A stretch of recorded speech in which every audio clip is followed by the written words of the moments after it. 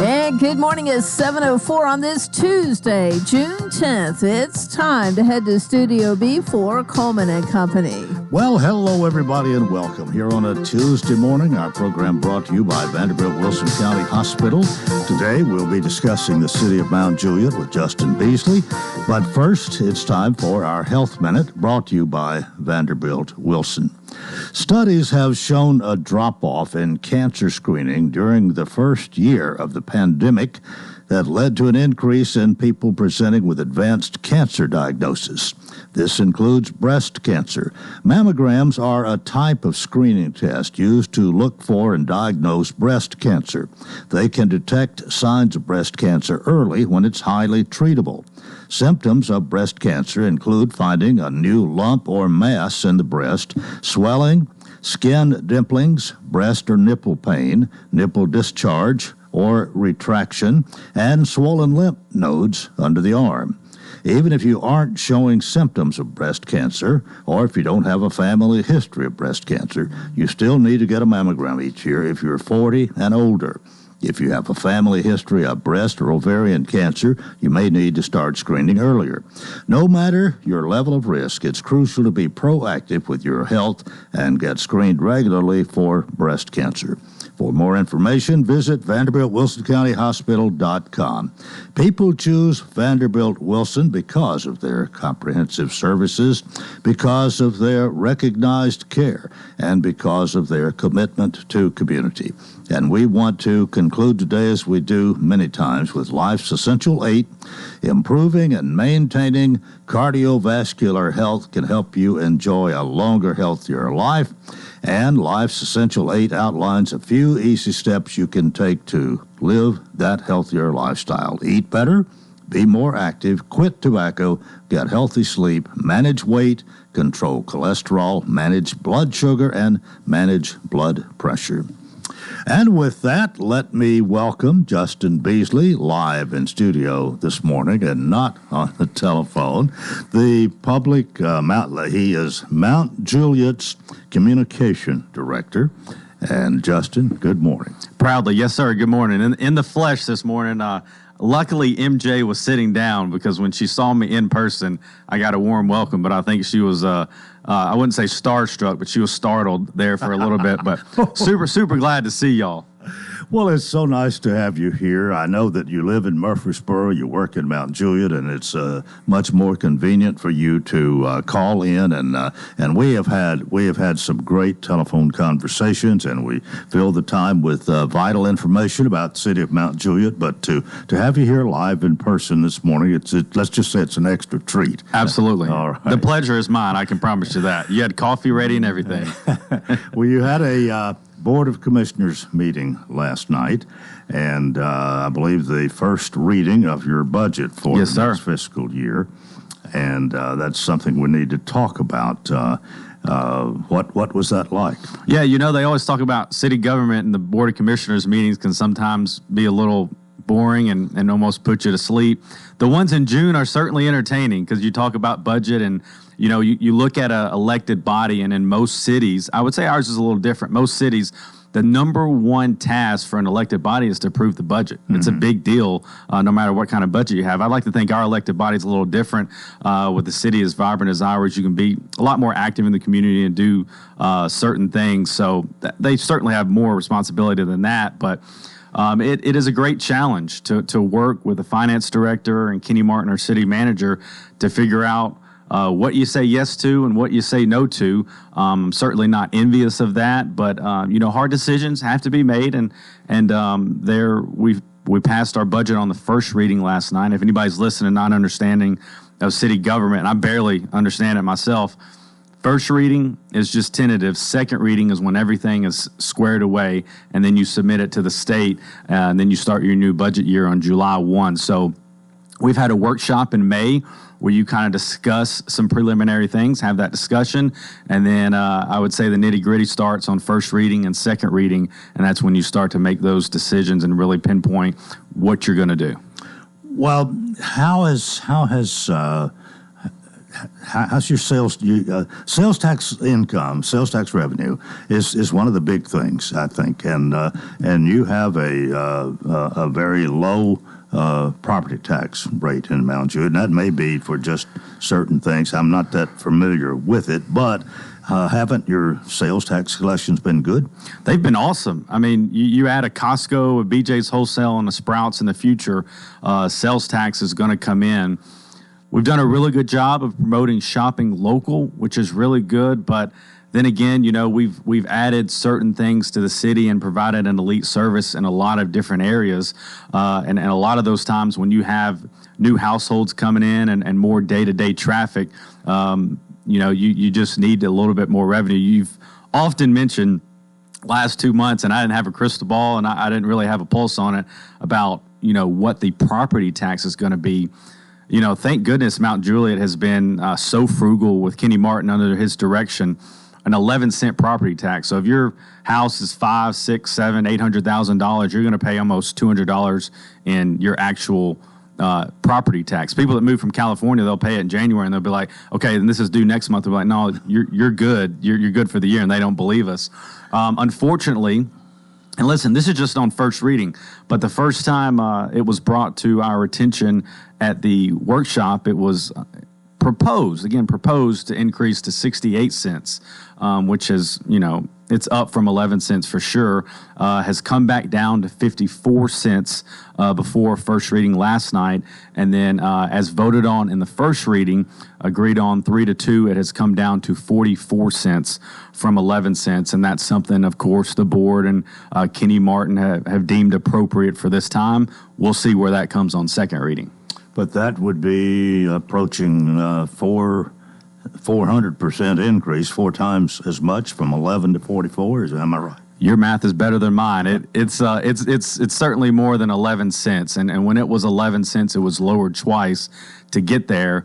There has certainly been an argument I've heard from residents and even elected body and some city staff that this was coming. Of course, you never know. I've heard that plenty of years, and it didn't happen. But it seems like this year, when you kind of understand the pulse of the current elected body, it's just it's a necessary option now more than ever. It appears.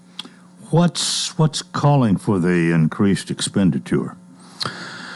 I would just say, you continue to add great things to our city and elite services, and sometimes you have to add personnel. Some of it is land acquisition and things that we've purchased.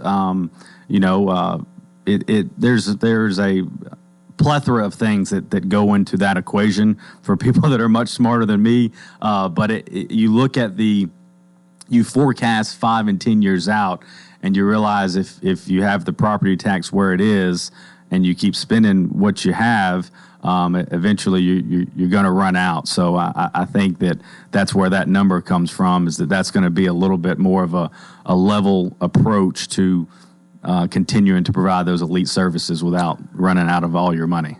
What about cuts? Have there been cuts that have been made? There have been cuts. I believe you might read about that in the newspaper, one of them including myself as the communications director.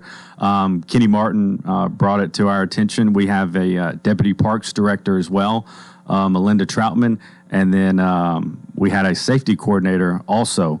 The safety coordinator on the first budget was put back into the budget, but Melinda Troutman and Justin Beasley, with our jobs as it stands today, on first reading did not pass. It was a 3-2 vote, not in our favor. So, again, as I've said ad nauseum, Kenny Martin, the board certainly have a very tough job.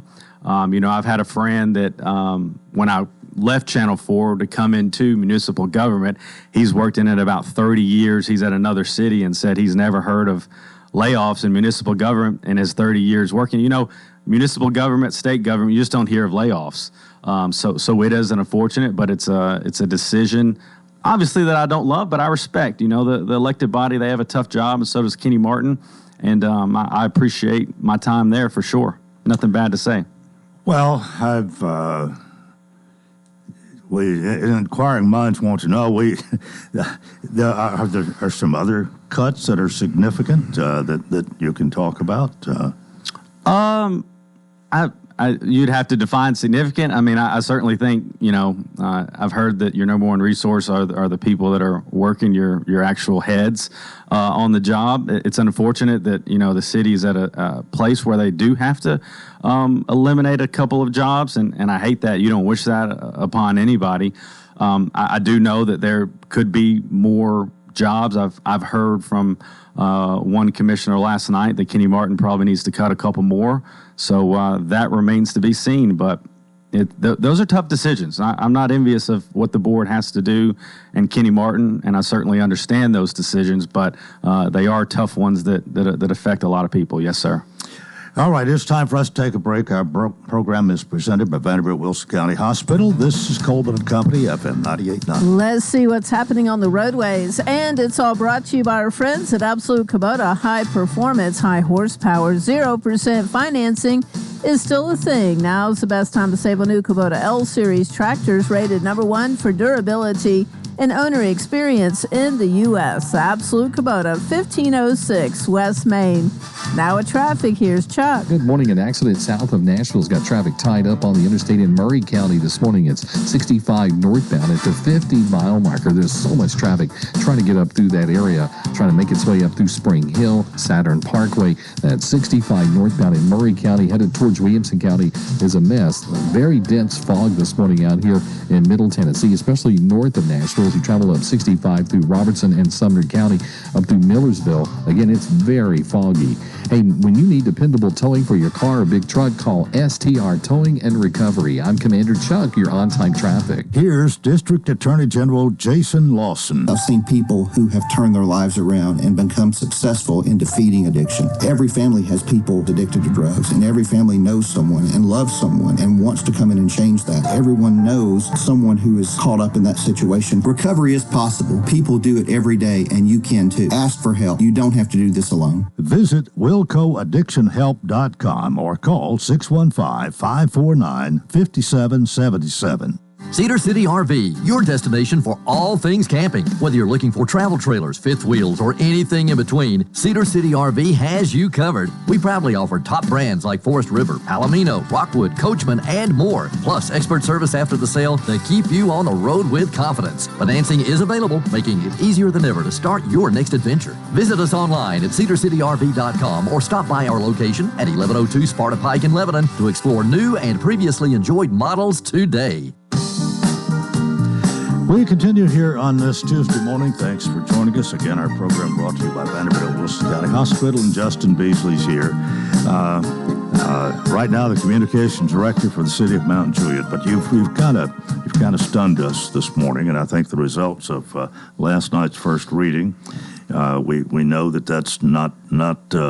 It's the official first reading, not the second, which is the one that is final, and that's what your next meeting should occur.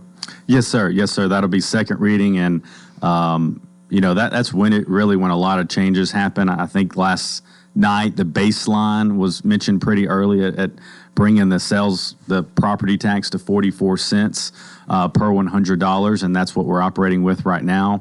Second reading, a lot more is going to happen, and I give kudos to our finance director. She's done a lot and has been tasked with doing a lot, along with the city manager, from our elected body of, hey, in 2 weeks we want to see where we can, save some money, where we can make ends meet, and where we can kind of get creative and do as much as we can to make sure that we're, as Kenny Martin would say, good stewards of our taxpayer dollars. Are there other cuts to be made that we can talk about this morning? Just the two that I mentioned, and I don't know if it's huge breaking news. It is to you, Coleman, but certainly I've had other media reach out. Lori Everett is with the Wilson Post, understands these cuts, and anybody watching the meeting last night, we had a ton of people in attendance, and I even looked online. I think at 1.55 were watching. It almost lasted until midnight. I think we got out of there at 11:44. and I said, hey, I'm just going to round up, tell Coleman we lasted till midnight. But no, Art Giles, our new District 1 commissioner, did look to Kenny and say, let's cut some more. Let's see what those numbers look like and shake out. So unfortunately, I think if Kenny Martin is taking that advice, there will be more. Unfortunately, I don't wish that on anybody. Well, I'm wondering, I think you've had at least the reputation, the sentiment has been that Mount Juliet always had a pretty lean budget, maybe compared to other cities of comparable size, maybe workforce as well. I know you have expanded the police department, and it seems like you get a lot of, let's say, riffraff from other areas that is not typical Mount Juliet. We hope so, not typical Wilson County that you have to deal with. But I guess these cuts here are surprising me a little bit, especially when I think of how well the economy, and especially in West Wilson County, seems to have been. Yeah, it has surprised me as well. But you mentioned our police department. Along with police and fire, we have some of the best first responders, we feel, in Mount Juliet. We continue to provide those elite services. As far as our police department, fourth safest city in the state of Tennessee, and we're proactive. We mentioned that last night. We stop the bad guys before the crime, not after the crime, and that makes a huge difference in economic development and keeping those businesses, small and big, within Mount Juliet. You look at the fire department, ISO of 3, will soon be a 1, started out as a 10, and that helps out insurance rates.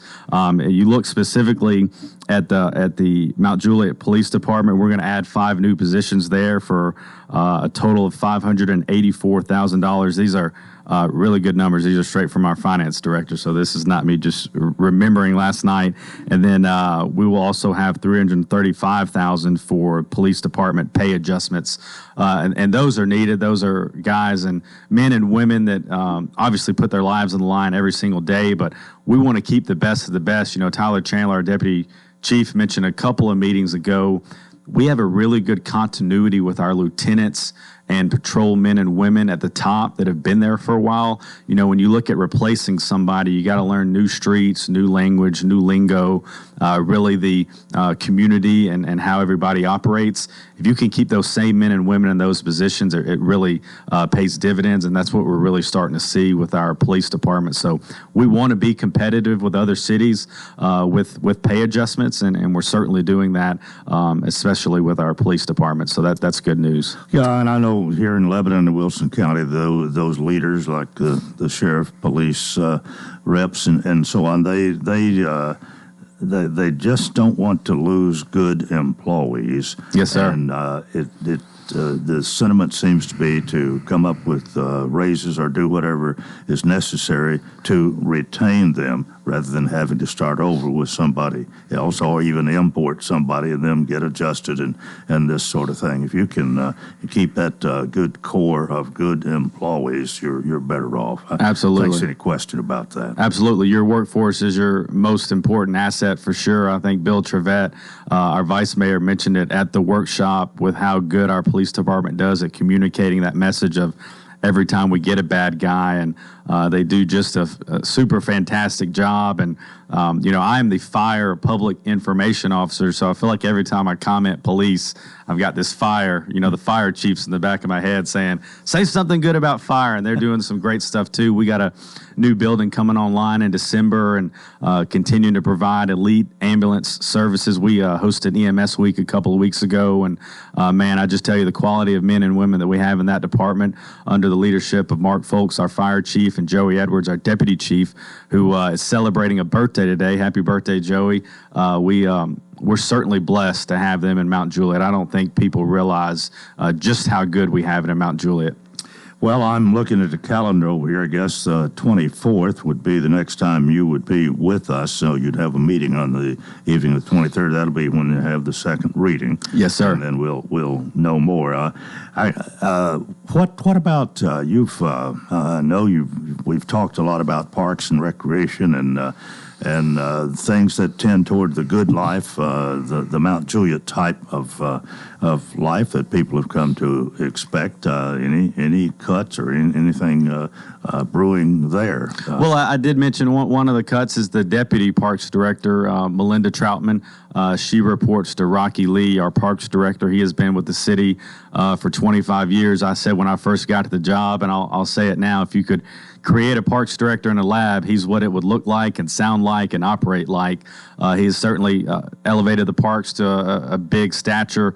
It seems like they add a new park every year, and I joke with him, a new event every single month. You know, we have a big event coming up at the parks a little bit later this month with Barry Wilmore on June 28th. That's with our partners at Volunteer Bank, FCA, and Hudson Pillar Insurance, along with the City of Mount Juliet. And then we have the 4th of July fireworks show as well, so huge events. But, unfortunately, with all these cuts and you got to make the numbers work out. And just because you say no to it now doesn't mean you can't say yes to it later. Now, the new Parks and Recreation Center that has created quite of a buzz and been discussed and worked on a lot of hardworking people working a lot of hours to make that come to fruition. That is not in the budget this year, and that's at least through the first reading. Parks is huge. Quality of life is not as equal to public safety, but it's pretty close when you look at Mount Juliet getting the little things right and providing that great ecosystem. We got great schools, we got safe environment, we've got a city government that's very frugal with how they spend, and then quality of life with all the parks that we have in Mount Juliet and green spaces. So I feel like we do the little things right in Mount Juliet, and that's why a lot of people choose Mount Juliet to live there over everywhere else, and we take that as the highest compliment. All right, we got about 4 minutes time left here this morning, and I'm just sitting here wondering here again, and so many times, a first reading is not changed when it comes to the second. I mean, it's like everything's already been decided. We're satisfied with this. We just got to rubber stamp it in 2 weeks and go on. But I'm wondering, as word gets out here, and some of these cuts, and you're talking about a slowdown here also toward parks and recreation. Just wonder how people are going to respond. And you're probably, and maybe the city fathers in Mount Juliet, even some of them are wondering the same thing. You've always had a frugal government. I don't think just about ever since we've been doing the program here, and especially anything it seems that Kenny Martin has had anything to do with. We're very frugal, to say the least. But I'm wondering, will there be an outcry? I would say in my 4 years that I've worked there, almost 4 years, that the morale has been fantastic. And I know my morale personally and professionally, I've got a great life. I've got a great family. I've got a great job. I've had great jobs before this. I've got great people in my life. I've got my health, my kids' health. So I'm an extremely fortunate, blessed man that doesn't deserve it, but I have it, that's for sure. And, very faith-driven as well. I would just hope that maybe, I'll say this, the elected body has a tough choice. They have tough decisions, and I think it's important to try to not take it personally, but, there are a lot of emotions. I never fault anybody for their passion, so I certainly hope nobody else is joining me in this seat, but I know that Kenny Martin is a man that spends 24/7 thinking about Mount Juliet and putting his heart into it. And I think with his leadership and our elected body and the little slice of heaven that we have in Mount Juliet, I think morale will still be good, but tough decisions are upcoming, unfortunately. He's the city manager and one who makes suggestions, but he is not one of the 5 who vote, right? Correct. Yes, sir. So. Yes, sir. Yeah. Again, we'll see how it all shakes out. Yes, sir. But I can't help but think a lot might depend on reaction that comes from the citizenry, and especially those who vote. A lot of components to it, for sure. I get amused sometimes that somebody will have a bumper sticker that it mentions whatever their pet peeve is or pet project or whatever, and I vote. Yeah. Those are good. That's a good. Oh, well, we haven't mentioned sports much this morning. Got 1 minute here. When it comes to college, I miss your baseball questions. Those are a lot more fun than talking about my job security.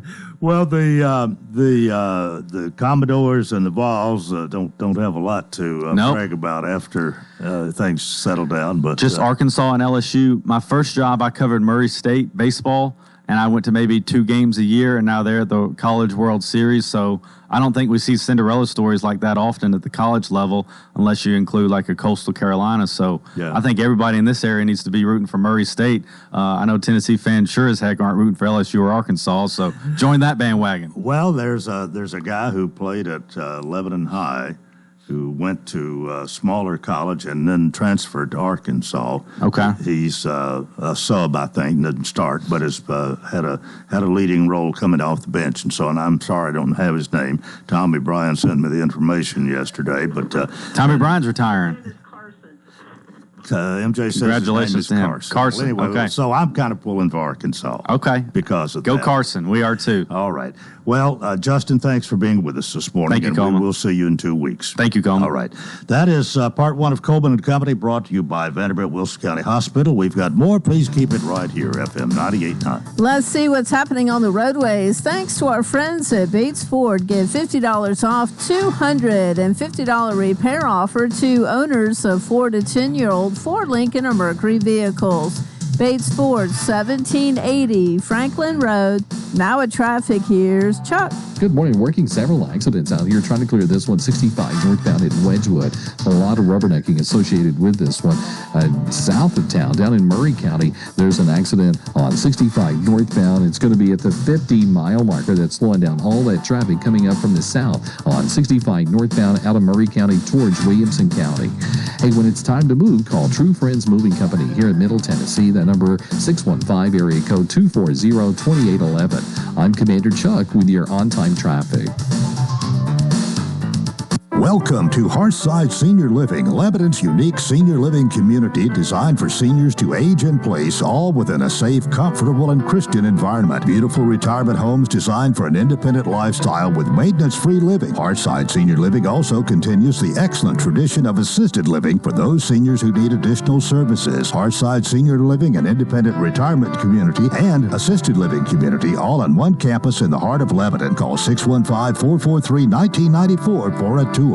And now, a moment of silence to remember our dear friend. Sorry. Oh, man. Life can be uncomfortable. Your home doesn't have to be. With a wide range of air conditioners, furnaces, and heat pumps, Rheem makes it easy to feel comfortable, even when you can't be comfortable. Oh, jeez. Financing available through TVA's Energy Right program and your local power company. Call Randy's Heat and Air 237-3604. We'll have partly cloudy skies for today. Highs will be in the lower 80s. Mostly clear tonight. Lows around 60, and then partly cloudy again for our Wednesday. Highs in the mid to upper 80s. This weather forecast brought to you by Walker Auction and Realty, professional auction and real estate services. Get top dollar for your home, land, or personal property. Log on to MikeWalkerAuctions.com. They know auctions. With your severe view forecast, I'm Storm Specialist Drew Richards.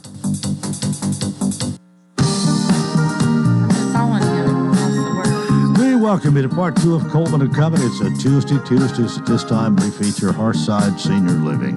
It's a retirement and assisted living community at 215 Castle Heights Avenue North. Sean Dozier is the executive director, and right now Sean is on special assignment. We're going to miss him for 3 weeks, and this is the second of the 3. I don't know where he is, but I hope he's having a good time. We have Heather Sadler Gallagher with us this morning, who is going to do the Hearthside commercial. Good morning. Good morning. You must be you must have done something to get Sean's attention to knowing that you'd be good to come and talk about Hearthside. Listen, Sean just knows I can talk to almost anybody. That's what he knows. So now I've been watching Sean's adventures on Facebook, and he looks like this special assignment, he's having a pretty good time. Well, let's hope so. Yeah. What do you know about Hearthside? Well, my mother-in-law lived in Hearthside for about 3 months post some back surgery. This is my mother-in-law now is in independent living in Mount Juliet, but I called Sean and said, she's not ready to completely go home. We need some more time to rest. And he had a room open, and my mother-in-law was there for 3 months, and it was a great experience. Of course, I've had 15 years of assisted living experience, and Sean had a room open, and his staff did wonderful. And that just gave that's right. You can speak as a former professional in that field. I am. You used to come here and do commercials for the place where you worked here, so you do know what you're talking about. I do, and I also know that rooms were, sometimes trying to get in an assisted living, the room availability is, I was at the Pavilion, had a wonderful 8 years there, and just didn't have a room. And I thought after rehab she'd be ready, and a lot of families do. And our house just wasn't conducive for everything she needed. And, you need one floor, and you need a bathroom. And, at the time I have 2 little girls that aren't the most conducive to having somebody with equipment in our house. And so, I called Sean, and he had a room available. And I'm going to tell you, 3 months of having somebody, make sure you're fed, give you your medicines on time, make sure you're safe in the bathroom, make sure that you're bathed. I'm going to tell you, it was very, very, very successful for her. And then she got to go to an independent living, and that's where she still is. And so her 3 months at Hearthside, and we had therapy come in there every day. And it was a very, very, I'm going to say wise move on our side. And my mother-in-law was very, very thankful. She still goes back and visits and sees people. And so it was a good adjustment, did that go smoothly as well?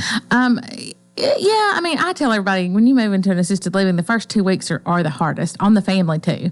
But after a couple of weeks, you kind of get to know who's who and where's what and who's on first. And she was really sad when she moved to independent living, but she honestly had just gotten to the point that that's what she needed next. So we're honored to not just be friends, but also to be customers of Hearthside. Well, you can check out their website to know more, of course, and listen every Tuesday at this time. We have quite a good discussion about things that are taking place there, whether it's from Sean or his replacement, like you this morning. Hey, I'll gladly be Sean's replacement any day. So, anything else there's something else you want to say this morning? It doesn't really pertain to Hearthside, but well, Sean said I could use his time to talk about Pickleball Palooza. So, I'm gonna put on my hat as director of the Senior Citizen Center here in Lebanon, and we've done something a little different than we have in past, and we're doing a pickleball league. So currently we have 96 players in our pickleball league, and it spans 5 weeks. We did it every Tuesday in June plus the first Tuesday in July because we needed a rain date. And then so that the city's allowed us to use the pickleball courts. They've closed them off to public play and letting us use it for league play. We have sponsorships, and we're also opening up the senior center for dinner. Now, Coleman, they're not as lucky as our seniors. It is $10 a plate instead of $4 to $5 a plate. So, but we are using it as a fundraiser for the Senior Citizen Center, and so we're doing that every Tuesday night in June and the first one in July. And tonight is Cowboy and Cowgirl night. So tonight we're doing pulled pork sandwiches, coleslaw, baked beans, chips, and a cookie tonight. You can't go anywhere and get that for $10. So you can come on by and you can eat it with us, or you can take it to go. I say, why even cut the ovens on when it's hot in June, and let us do your Tuesday night dinner. So we're using it to open it to the community, not just as members, but to kind of show off our center and show off what we do every day. All right. So, Do you have a Hearthside hello this morning? My Hearthside hello, I'm gonna say Cherry Robinson. So she is. You're fixing to get to meet her in a new role for Lebanon Special School District, and we're honored to have her in that role. So I'm gonna. You put me on the spot, but actually I got to introduce myself. First time she was in that role this morning at the radio station. I've met her in her previous roles with LSSD, so you'll get to know her. And I'm gonna steal Brian's thunder, but that'll be my Hearthside hello. All right. Well, that's great. Well, Heather, thanks for doing the Hearthside commercial this morning, and a little bit about the Senior Citizen Center as well. We'll throw it all in. How's that? Right. Y'all have a good day. Okay, thank you. All right, and keep in mind, it's Hearthside Senior Living, 215 Castle Heights Avenue North. You can go by anytime and see Sean when he's here. He's on special assignment right now, but the phone number is 615-443-1994. We're 21 before the hour. We are featuring the Lebanon Special School District this morning, and its Director, Brian Hutto. Good morning, Mr. Hutto. Morning, Coleman. How are you? And you have the guest that Heather alluded to, and you can do a proper introduction in a moment. I would be happy to do that. I just want to know how your summer's going. Hey, so summer has been busy. It's been good. We snuck away and got to the beach for a few days. Got some already? sunshine. Okay. So we figured out it's so busy that there are a few opportunities where you can slip away because everybody's so busy. So principals were closing out, so we took Memorial Day, headed south, got some sunshine, came back, and ready to roll. But summer's been good. We've got summer camp in full tilt, and so we're going to talk about that a little bit this morning, but you've alluded to it, and Ms. Sadler-Gallagher did as well. We've got Dr. Cherry Robertson here. Previously, she was principal at Byers Dowdy, and then she rolled into the pre-K director role, and now she's going to be the director of student services. So Becky Kegley retired. We've talked about that. Mm-hmm. Big shoes to fill, and actually it's going to take a few people to fill it. So in that role, Cherry's going to roll in. So Ms. Kegley was assistant director, and we believe Dr. Robertson will grow into that. But director of support services, student services, we're excited to have her. She's got a wealth of experience. But we've got Dr. Robertson with us today. Well, good morning and welcome to our program. And we're happy to introduce you to our listening audience. But Dr. Cherry Robertson, right? Yes, sir. Tell us just if we've got we could talk a little bit here about you. Let sort of an introduction for those who might not have met you or not know much about you. How long have you been in education? So this will be going into my 24th year. Mm-hmm. About 12 of those years I've been an administrator in various districts, starting in Chattanooga. Then we moved to Murfreesboro City, and now I'm in Lebanon. Mm-hmm. And so, as Brian said, I started at Byers Dowdy here in Lebanon. I was principal at Byers Dowdy for 3 years, and then last year moved into the pre-K director position. So very, very honored to be in this role as Director of Student Support.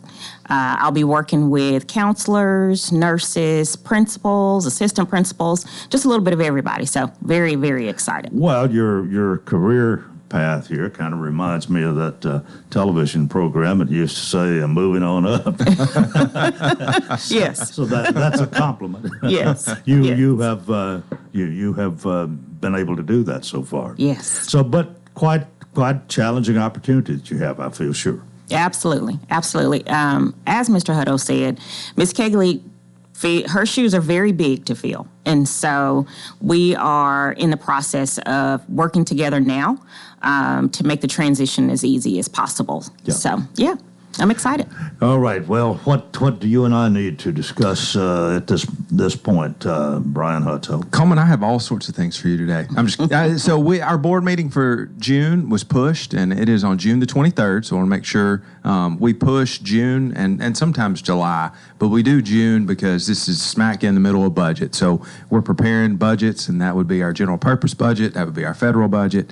But then also we're doing budget amendments, which is balancing your checkbook, essentially. It's reconciling all the accounts. So typically we would do amendments in June, budget in July, but we forged ahead. We want to have budget done prior to July 1. That allows us to set our pay scales. It allows any raises to be identified. It does a host of things. But so June 23rd, 6 p.m. at our central office is where our June board meeting will be. And like I said, we'll primarily budget. We've got several contracts to approve for custodial, sub-services, and then we'll do a host of other things. But it'll be a lot of business items for June.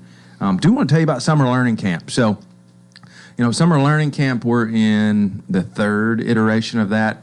Lebanon Special has always done some sort of learning endeavor for summer. We had literacy camps previously. When I was principal at Coles Ferry, we hosted those as well. I will tell you, there's a lot of work that goes into it. I think we've got around 90 adults associated with it. It is an amazing experience. I've spent several days this week just going in. The kids are excited. They're jumping off the bus. They're running into the well, they're not running in the hallways, but you know what I mean. They're excited to be there. Teachers are excited to be there. So really proud of that. We've got around 500 students, and that is kindergarten through 8th grade. So we've got a school's worth of students that are involved in summer learning. And the legislation targeted 3rd grade, that 3rd grade promotion legislation. And so that's the emphasis, but we've got opportunities for all of them, and they're doing a great job.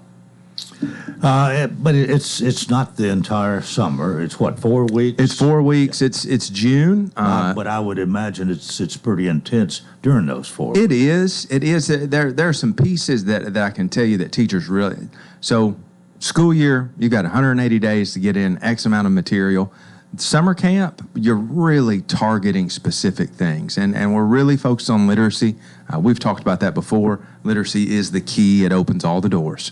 And so having this, it's 4 days a week through the month of June, and we've got all the things you could think of. They still get PE class, and they have STEAM, and they go to recess, and they do all the things. But there's a good chunk of learning that takes place, and we've seen really, really good gains during this time. Maybe you have an opportunity too with a little bit more individualized attention with not as many there, and can focus maybe on where the problem lies. It's a great segue, Coleman. We're on the same spirit here. So the other piece to that summer camp is a little smaller numbers. Class sizes are smaller. We have a plethora of adults that are associated with it, so you've got lots of small group instruction, and you can really plug in, and academically they improve, but you will see their confidence is probably my favorite part of it. They end their school year, they go into summer camp, they get this boost, they get a little break, and then we start school again.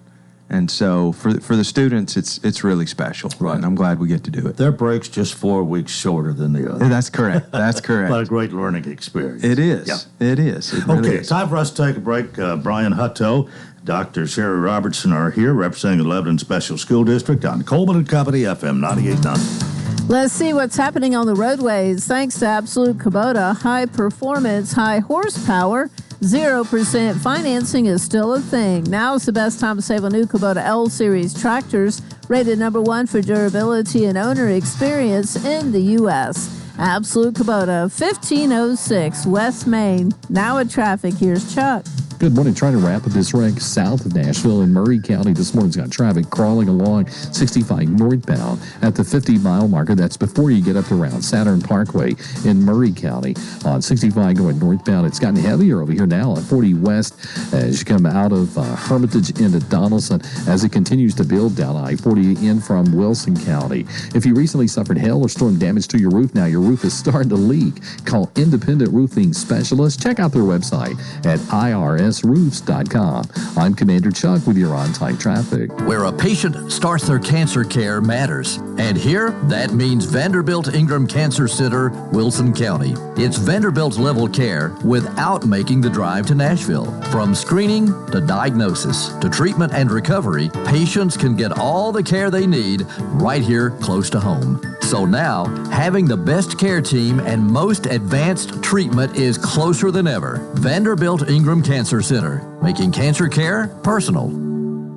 What is your passion? How can you use that passion to enrich your community? Hi, this is Melanie Minter, President and CEO of the Lebanon-Wilson County Chamber of Commerce. Your chamber is the resource for making connections to fulfill your passion. Whether education, nonprofit, agriculture, entertainment, or government relations, Wilson County offers a place for you to be involved. Your chamber connects businesses, individuals, and your passion to the community. We have an enthusiasm for excellence. Join us and catch the spirit. Call or visit our office at 149 Public Square in Lebanon. Coleman and Company, our final segment here for a Tuesday morning. We feature the Lebanon Special School District once a month, and the director, Brian Hutto, who is usually here and is here today, and we did find out already you spent a few weeks to the south on the beach, I think. Ooh, weeks is excessive there, Coleman. I wish it was weeks. Let's go with a few days. One day. You going to have any more time off before school starts? We'll take a few days. You know, I've got I hope so. I've got a honey-do list that needs to get done. I've got a driveway that needs to seal. So if you want to get some sunshine, you can come on out. We'll seal that driveway. I'll tell you what. When I get all the things done at my house, and I'll come help. That sounds like a deal. Sounds like a deal. So jumping back in here, Coleman, I just want to hit, our book bus, we have summer feeding, that this is its 10-year celebration. So June the 12th at the Don Fox Park, we're going to have a 10-year celebration. We want you to come out. It is from, 11 to 2. They're going to have food. They're going to have buses. They'll have inflatables. It is going to be a spectacle. Yeah. But we really want to celebrate. And for those people that are involved with our summer feeding and reading, they travel the town. They provide breakfast and lunch for individuals under 18. But then we also have the book bus that goes along with that. Parents and their student can get on. They can pick out a bus, and they get to leave with it. When we talked about literacy being that gateway to opening doors, this is another example of Lebanon Special. And Beth Petty, Beth, she's Beth. And Angie Ballard, neither one of them would want to hear their name bragged on, but both of them are instrumental in pulling this off. And of course, there's the bus drivers, there's the helpers that go along with it. But I got to spend last Tuesday just out, just saying hi to folks, and they come on, they get their food, they get a book, and go on with their day. So we're excited about that. Well, that's another way. I mean, they're not in school, but at least they're getting exposed to some school work, let's say. Sure. Well, and we want to foster that passion for learning, and especially literacy. It's near and dear to me. I'm a former English teacher. That's where my heart is. Freshman English is where I started. And so fostering that with them, and this book bus is just an example to help them do that. So once again, June 10, but daily, if you'll go to our website, lssd.org, it's got the schedule for the book bus. You can figure out what location that's closest to you, grab some food, grab a book. But then again, June 12th at Don Fox, we're going to have a big celebration. What time's that going to start? It starts at 11 and runs to 2 p.m. Okay, so we got a 3-hour window. If you can't find parking, don't forget there's parking at the back of Don Fox if you want to walk around the track a little bit. But you're going to go by and you're going to see it's full, but don't let that discourage you. Swing around to the back, walk over, get you a few steps in, and grab your food. All right. Yeah. What else we need to talk about? So let's talk about next school year, all right. Coleman. We're already there. That's primarily what our summer does. We've got individuals that run summer learning camp. They do a great job. So we're able to prepare for 25, 26 school year. So wanted to let current students, your registration window is going to open July 14th. So if you're currently enrolled in Lebanon Special, you'll see July 14th is where you go back in and update your information. If you're a new student, it's open now. So go to Lebanon Special's website, lssd.org, click on registration, and it'll walk you through all the pieces. We're projecting, Coleman, 4,890 students for next year. And we're one of a few districts. I know it feels like everyone's growing. We have consecutively for 3 years posted plus growth. We're actually growing faster proportionally than Wilson County when it comes to student enrollment. So people are moving to Lebanon, and they're landing in our schools, and we're excited to have them. And so when you the number you gave was just short of 5,000. That's correct. That's correct. And we've grown incrementally each year. And so with that comes some growing pains that we're working through.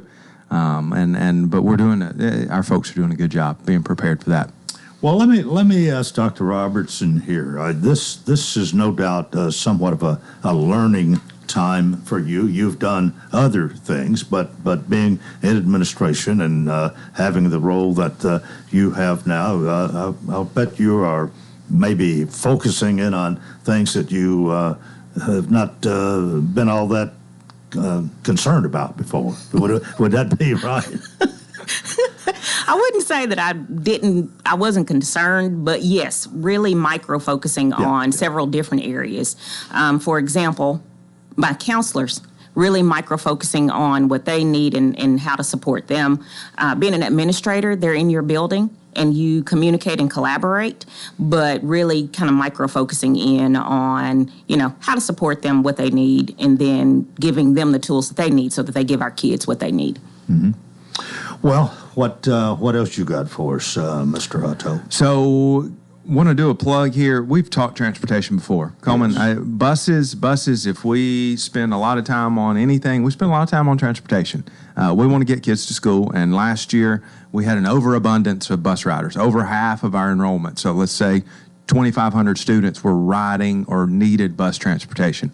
So last year our board, and we appreciate them doing this, they approved a series of wait list routes. And we don't like that term, but if you needed a bus, we were getting you to school. Now, we were getting some students to school later, but they still had that opportunity because we have 2 working families, we have single parent families, we have a host of things. They needed buses, so we've provided those. So going into next year, we're adjusting. We're going to start some routes earlier. We've done a huge push for drivers. We've got 5 that I think will be ready soon, and some of those are employees. We've done a major push for our current employees. So if we have folks out there that will be interested in driving a bus, give us a call. We've got a training platform. We will walk you through the steps. There's bonuses attached to getting through the steps. So we're really encouraging that. But for the family side, we have an app. It's My Ride K-12. My Ride K-12. It is a bus app. So if you're a parent, Coleman, if you had a student that was in first grade at Coles Ferry, you'd have an app on your phone. It would tell you when that bus was going to be at your house to pick them up, and then in the afternoon it would give you an estimated time of arrival. It is great. Now, it's great because sometimes buses get delayed. Yeah. If you've been in the city of Lebanon, we have a little traffic, right? We have traffic, we have construction, so buses can run behind. And what this app does is it has GPS on the bus, and it will adjust your estimated time of arrival.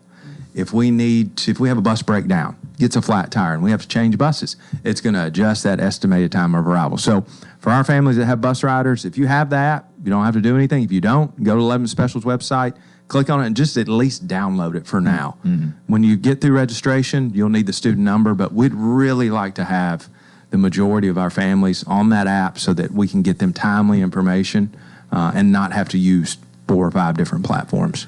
What about substitute bus drivers? Do you have a group of those? We do. Yes, we do. I'll tell you. I'll name one because he wouldn't care. Randy Sampson, former administrator at Winfrey Bryant. He had his CDL. He's kept it up. And he retired a few years back, but he's one that we can plug in, and he's a great driver. He's an awesome guy, just by and by. But yeah, so we have a pool of individuals that, and bus drivers get sick. They'll get sick, or they need to take a trip, or they're just like any of us. So that's another option. If you just want to drive in the mornings, we'll figure that out. But we'd be happy to add to that, because our goal for this next school year is every student that wants to be on a bus is on a bus, and they're at school on time. That's the goal. So whatever we have to do to facilitate that, our board's willing, and we want to make it work. By the way, I don't know whether we've talked about this. I feel sure you did this some time ago, but your school calendar, that's all been in place, I guess, for a while for this next school. Correct. Yes, sir. You know when the fall break is, when the spring break Correct. is, and the whole thing. Yep. Same with our website. So, and that's a great plug, Coleman, for new families. lssd.org. Our website's very user friendly. But if you have any trouble, call the central office. Miss Wendy's going to answer the phone, and she can direct you to any links that you need, and that's 449-6060. But it's got our calendar on it. It's got registration information. It's got the link for the bus.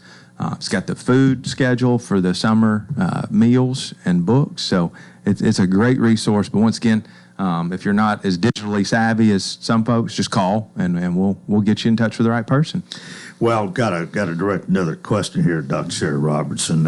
You do know that he took a little break, a few days, he said. Yes. Yes. Do you get did you get a break, or you got one coming? I have one coming. The month of June for me is going to be training. So I am working very closely with Miss Kegley this month, but I'm taking that first week of July off. And so we'll go to the beach then. So I'll get a few days in July. So Becky Kegley is still around? She's still around. Yes, sir. She's still around. She's going to finish out through this month. And then she's going to sail off into the retirement sunset. She's got... But come July 1, she's retired. That's correct. Okay. Yeah, Well, I thought maybe she left at the end of the school year. Okay. Well, the school year for that is June 30th. Yes. Yeah. Okay. For our year. And so it's a good opportunity for us to get our ducks in a row and be able to sit and talk through all the pieces. And that's what we're doing right now. So, well, as far as teachers, we haven't. Teachers and administrators, you pretty well set for the next. We're in good shape. We've got principals that are finalizing their hires. There's a few outliers. We start this back in March. The hiring cycle is much earlier now. We do that intentionally so we can get the cream of the crop. But you'll have people that will move, and we've had a lot of that this year. I can think of 4 or 5 that have moved away. Either their spouse has been relocated. They need to take care of family. So we've got a few positions out there. Principals are ironing those out as we speak. Got the last couple recommendations yesterday. So we'll be in good shape, though. Well, I think we've covered quite a bit of territory here this morning, but you're making good use of the good old summertime. That's exactly right. and I appreciate you being with us. It's really good to have you here once a month to just find out things we wouldn't probably know otherwise about the Lebanon Special School District. Well, we appreciate the time as well, Coleman. And Dr. Cherry Robertson, we congratulate you on the promotion here, and I wish you well in your new assignment, and feel sure you're going to do fine and fit right in. And so far, so good, right? So far, so good. All right. Well, that's going to do it for Tuesday. Hope you'll join us tomorrow for the Wednesday edition. And until then, I wish you a terrific day.